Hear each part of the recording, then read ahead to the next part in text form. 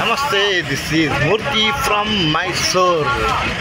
చూడండి, మైసూర్ నగర వీధిలో ఉన్నాయండి. వజార్ స్టాచ్యూ ఉంది, నిజంగా చూస్తున్నారు కదా. ఇప్పుడు మైసూర్ ప్యాలెస్ అంటే రాచరికపు వ్యవస్థకి నిలువుటత్వం మైసూర్ మహారాజాస్ అండి. అంటే మైసూరు అంటే విజయనగర సామ్రాజ్య రాజులు ఉన్నారు. భారతదేశాన్ని అనేక మంది రాజులు పరిపాలించారు, అది వేరే విషయం. ఇప్పుడు కాకపోతే మైసూరు మహారాజులకు మాత్రం ప్రత్యేకమైన పేరు ఉందండి. ఇది కంప్లీట్లీ అంటే సుమారు చూస్తున్నారు కదా. అంటే దీని కల్చర్ అంతా హిందూ ముస్లిం ఈ రెండు కంబైన్డ్గా అనిపిస్తుంది అన్నమాట చూడడానికి. అంటే హార్టికల్చర్ అంతా మనం చూడడానికి చూస్తున్నారు కదా. అంటే హిందూ దేవాలయాలు, హిందూ కోటలు అది వేరే విషయం. అన్నీ ఒక రకంగా అనిపిస్తే ఇది హిందువులు ముస్లింలు అంటే ముస్లిం రాజులకి కూడా ఆ కల్చర్ కూడా ఇందులో కనపడుతుంది అన్నమాట. అంత అద్భుతంగా చూస్తున్నారు కదా. ఇది మైసూర్ ప్యాలెస్ సుమారుగా ఒక 150 ఎకరాల్లో అంతా విస్తరించి ఉందట. అందులో 70 ఎకరాల్లోనేమో కంప్లీట్గా ఈ ప్యాలెసే ఉంది. యాక్చువల్గా ఈ ప్యాలెస్ అయితే కంప్లీట్గా వన్స్ అపాన్ టైం కంప్లీట్గా వుడ్తో నిర్మించారటండి. చెక్కతో నిర్మించినటువంటి ప్యాలెస్. కానీ ఒకానొక మ్యారేజ్ ఫంక్షన్లో అంటే మహారాజుల పెళ్ళి అంటే మామూలు పెళ్ళి అంటేనే హడావుడిగా ఉంటుంది. అటువంటిది మహారాజుల పెళ్ళి అంటే ఇంకెంత వైభవంగా ఉంటుందండి. కానీ ఎప్పుడైనా మ్యారేజ్ ఫంక్షన్ జరిగినప్పుడు సరైన ఫైర్ ఎక్విప్మెంట్ వాడకుండా అంటే జాగ్రత్తలు తీసుకోకపోతే అది రాజుగారి పెళ్ళైనా గరీబుడి పెళ్ళి అయినా సరే ఒకటేనండి, మాడి మసి అయిపోవాల్సిందే.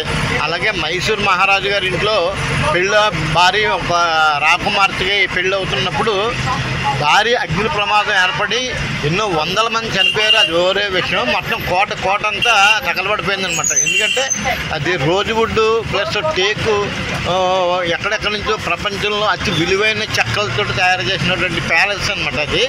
ఆ చెక్క మొత్తం ఆ ప్యాలెస్ అంతా కాలిపోగా మళ్ళీ తదనంతరం రాజులు తలుచుకుంటే ఏముందండి మరొకసారి నిర్మించారు అంతే. అటువంటి ప్యాలెస్ని ఇప్పుడు మనం చూడడానికి వెళ్తున్నాము. మైసూరు నగర వీధుల మీదుగా వెళ్తుంది కదా ఇది. చూడండి ఒకసారి నగరాన్ని చూసినట్టుంటే నగరం అంతా మ్యాక్సిమం ఆ కోట యొక్క ఆనవాళ్ళు కనబడుతున్నాయండి. ఇప్పుడు నేను మా నగర ప్రధాన వీధిలోంచి వచ్చాను. ఇదిగోండి ఇక్కడ ఇటువైపు ఒకటి. అంటే నగరం ఈ సిటీకి అయితే అంటే ఈ కోటకి ఇన్సైడ్ కెమెరా అలా లేదట. నేను వీళ్ళంత వరకు బయట వైపు తీయడానికి ప్రయత్నం చేస్తాను. నాతో పాటు చూడండి. హరహర మహాదేవ శంభో శంకర, ఓం నమ శివాయ, నమో నారాయణ.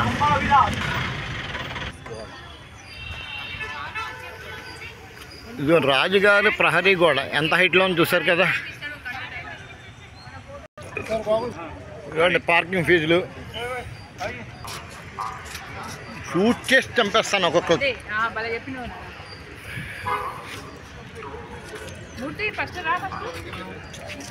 అంటే మరి అందరూ పడాలి కదా.